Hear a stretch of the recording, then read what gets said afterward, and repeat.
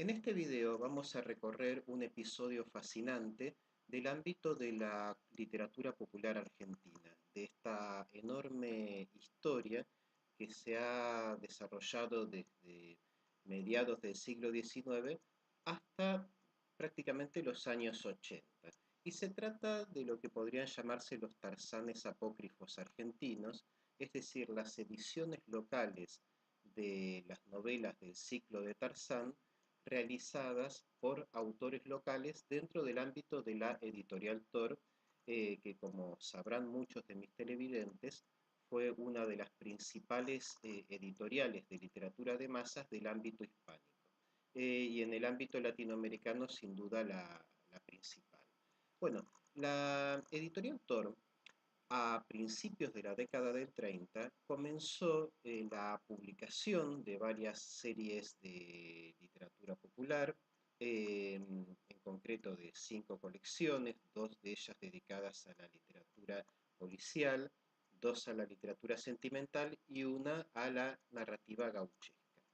Esto se debió a que la empresa había comprado rotativas que obligaban a una gran cantidad de ejemplares en cada tirada, a que cada tirada fuera superior a 5.000 ejemplares, y por lo tanto la literatura convencional o la literatura culta, entre comillas, no podía absorber semejante cantidad de material. Entonces la empresa, que había publicado tanto novelas convencionales como libros de poesía o libros de teatro hasta ese momento, comienza a dedicarse de modo continuo y sistemático a la literatura de masas, porque ese sector del público era el único que podía absorber tales tiradas.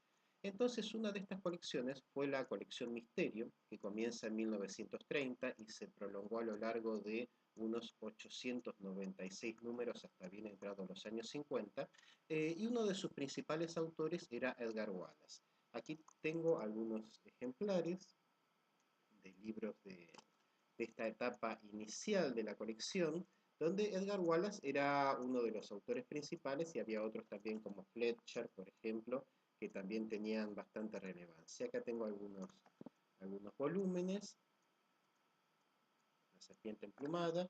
También se publicaron las historias de Juan Tomás, algunas historias de Julio Verne, por ejemplo. Bueno, todo eso aparece reseñado en mi libro, la editorial Acme, perdón, me confundí con el libro más nuevo, la editorial Tor, Medio Siglo de Libros Populares, donde analizo la historia de la empresa. Ahora bien, como su título lo indica, como su nombre lo indica, Colección Misterio, se trataba de una colección destinada a las novelas policiales o las novelas de suspenso, pero eso cambió en 1932 debido al estreno del film Tarzán de los Monos, que tuvo un enorme éxito en el Buenos Aires de aquella época y que generó en el editor, en el dueño de la editorial Tor, que era Juan Carlos Torrendel, el interés por comenzar una colección de novelas de Edgar Rice Burroughs basadas en este popular personaje de Tarzán. Entonces, poco tiempo después, fue publicada la novela Tarzán de los Monos. Aquí tengo este ejemplar, como ven, donde narraba la historia del lord inglés que, siendo un niño, su avión cae en la selva y es protegido, es criado por los monos. Aquí tengo algunos otros volúmenes que solían tener tapas de Macallan, de Luis Macallan, que fue, bueno, un popular ilustrador del momento. Luego hubo otros volúmenes posteriores que tuvieron tapas de Morales Gorleri. Eh, Aquí tengo otro ejemplar, Tarzán el Indómito, Las fieras de Tarzán. Bueno, pero ¿qué ocurrió? Edgar Rice Burroughs, que había sido el autor estadounidense responsable de estas novelas, de esta saga novelística que había comenzado en 1912 con la publicación de Tarzan of the Apes, había escrito un número limitado de novelas de Tarzán. Pero el público argentino una vez que Thor agotó digamos, el catálogo de novelas de Tarzán que había en el país, tenía ansias de seguir leyendo las historias del hombre mono. Entonces, Torrendell comenzó la publicación de diversos volúmenes de la serie marciana de Edgar Rice Burroughs, pero que no tuvieron el éxito de la saga del hombre mono, de Lord Greystock, podríamos decir. Entonces se contrató a un escriba local que era Alfonso Quintana Solé. Alfonso Quintana Solé había nacido en Barcelona en 1902, era un traductor, había traducido diversas obras del inglés y del francés junto con su esposa, Teresa Solé, y Torrendell le propone la escritura de diversas novelas de Tarzán que aparecerían como traducidas por Alfonso Quintana Solé, pero que en realidad estaban escritas por él. Era una política que Torrendell realizó en otras ocasiones, por ejemplo en el caso de las novelas de Mr. Reader, de las cuales aparecieron casi unas 200 novelas apócrifas, fueron escritas por Juan Bernat, que era un argentino muy aficionado a las novelas policiales, y bueno, fue contratado para esta labor.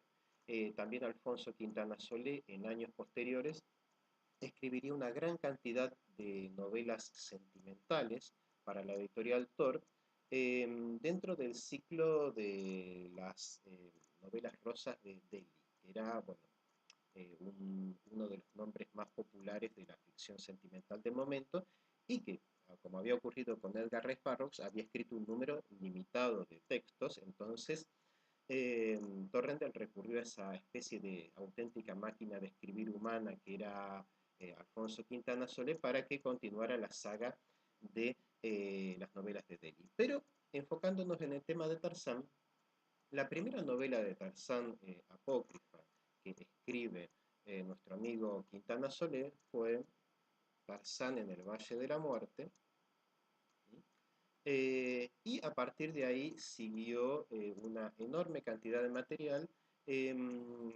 Alfredo Grassi, que llegó a conocerlo a Quintana Solé, me contó que hacia la década de los 70, de hecho Quintana Solé muere en 1980, hacia la década de los 70 conoció a Quintana Solé, que trabajaba para la empresa Cielo Sur, y recordaba con mucho orgullo el haber realizado esta extensa saga de novelas de Tarzán, y que llegaba hasta escribir un tomo por semana, es decir, dedicaría una gran cantidad de horas. Aquí traigo algunos de estos apócrifos: El secuestro de Tarzán, Tarzán y la luna roja, Tarzán y el Buda de plata, Tarzán y el judío errante, Tarzán y la diabólica Ofelia. Bueno, no les voy a mostrar las tapas de todos, digamos, acá hay unos cuantos más y aquí hay otros cuantos más, y hay otros muchos más volúmenes. Esta es una de mis tapas favoritas, Tarzán en el reino de las tinieblas. Morales Gorleri, que era el responsable de esta ilustración, fue un profesor de dibujo que vivía en Quilmes. Su hija todavía vive. Bueno, apareció una gran cantidad de estos textos, y habrá ocurrido que nuestro amigo Quintana Solé se habrá fatigado de escribir tantas novelas y mató al personaje, un poco como Conan Doyle hizo con Sherlock Holmes en este texto, La muerte de Tarzán. Pero ¿qué ocurre? Poco tiempo después, por imperativos editoriales, debió escribir La resurrección de Tarzán, donde resucita el hombre mono.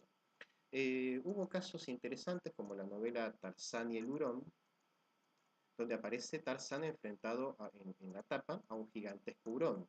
Ahora bien, esto revela que los ilustradores no habían leído la novela y que se basaban solamente en el título, porque cuando uno lee el texto, el hurón no resulta ser uno de estos un gigantesco ejemplar de esta clase de animales, sino un pacífico minero blanco que busca oro el interior del África, y que porque siempre vive dentro de las minas, dentro de las cuevas que excava, los nativos lo llaman el hurón.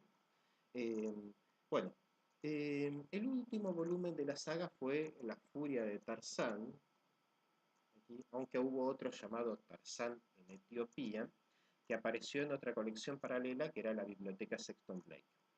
Ahora bien, Alfonso Quintana Solé no fue el único autor de las novelas de Tarzán, debido a que en determinado momento se detiene la producción de Quintana Solé en, en la colección Misterio, donde él escribía estas novelas sobre Tarzán, y que aparecían como versión de Alfonso Quintana, sin mención del nombre Edgar Rice Burroughs, y después él entra a trabajar en una colección llamada Biblioteca Mi Novela, que era otra colección de la editorial Tor, para escribir una larga serie de novelas sentimentales.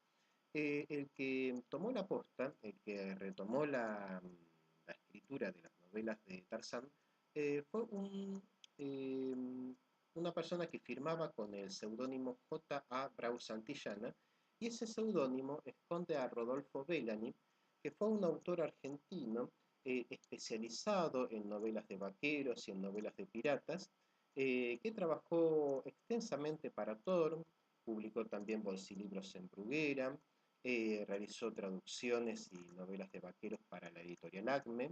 Digamos, en la colección Robin Hood, él publicó la famosa novela Rayo Dorado, que era sobre un muchacho criador de palomas, era columbófilo, Bellamy, entonces aprovechó su experiencia en esa novela, y fue un hombre que tuvo una vida muy aventurera, recorrió toda Latinoamérica, se casó 3 veces, digamos, recorrió muchos países. Hay un episodio que me contó su hija que cuando tenía 77 años se fugó al Perú con una mulata de 27 y tuvo que ir la hija a buscarlo, a llevarle medicinas, por ejemplo. Es decir, era un auténtico aventurero en su vida real, y lo que escribía traslucía en cierto modo toda su vida.